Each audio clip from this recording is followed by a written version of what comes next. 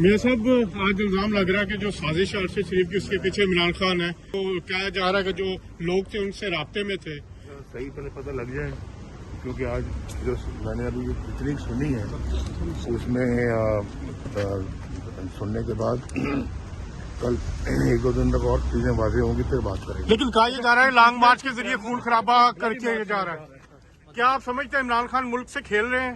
اور جو ارشد شریف کا قتل ہے اس میں بھی سازش میں وہ شریک ہے، کیونکہ الزامات یہ اور کیا مقصد ہے؟ یہی مقصد ہے نا اس کا. کوئی مقصد کوئی بہتری کی طرف یا پازیٹیو چیز تو نہیں ہے. لانگ مارچ کا مقصد پاکستان کی تباہی، اس میں فتنہ پھیلانا، اس میں اب ان کو اور چیزوں کی ضرورت ہے کیونکہ ان کی سیاست بھی فیل ہو رہی ہے، ان کا plan a, plan be, plan سی بھی فیل ہو رہا ہے.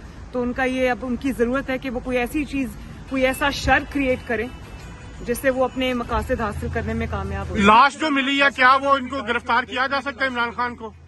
عمران خان کیونکہ انتشار پھیلانے کے ان کا اپنا آدمی کہہ رہا ہے کہ یہ لاش گرائی جائے گی، کیا عمران خان کو اس پہ گرفتار کیا جا سکتا ہے؟ دیکھیں نا، یہ میں نہیں کہہ رہا، یہ پی ایم ایل این نہیں کہہ رہی، تو کون کہہ رہا ہے؟ یہ فیصل واڈا صاحب کہہ رہے ہیں جو پی ٹی آئی سے کہ جی اس میں لاشیں گریں گی اور خون خرابہ ہوگا.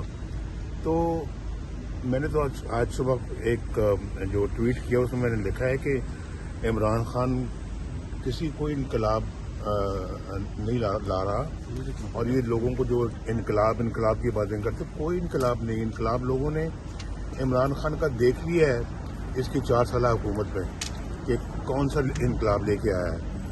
یہ صرف اور صرف چیف آرمی سٹاف وہ لگوانا چاہتے ہیں جس میں عمران صاحب چاہتے ہیں کہ جی میرا بندہ ہو.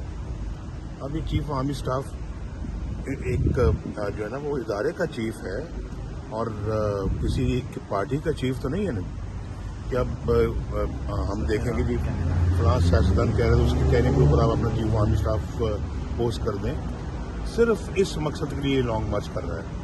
کوئی جو ہے نا وہ انقلاب نہیں ہے. کوئی یہ انقلابی بندہ ہی نہیں ہے. یہ جھوٹا آدمی ہے، چور لوگوں کو کہتا ہے، خود سب سے بڑا چور ہے. مجھے بتائیں فارن فنڈنگ سے زیادہ بڑی چوری اور کیا ہو سکتی ہے؟ مجھے بتائیں وہ جو اسکینڈل ہے ان کا جو اپنا جو 50 ارب کے لگ بھگ کا، اس سے بڑا اسکینڈل پاکستان کی تاریخ میں کبھی نہیں آیا. توشہ خانہ سب بہت بڑا اسکینڈل ہے. یہ تو اس کے منہ سے یہ تو ایسے جیسے کہ چور بھاگا جا رہا تھا، لوگ پیچھے بھاگ رہے تھے، اس کو چور آگے وہ بھی کہہ رہا تھا چور. تو جو چور ہے وہ بھی اگلا چور کہہ رہا تھا. لوگ سمجھ رہے تھے کہ یہ جو خود کہہ رہا ہے تو یہ چور نہیں، اگلے جو ہے نا وہ اور لوگ ہیں جو چور ہیں.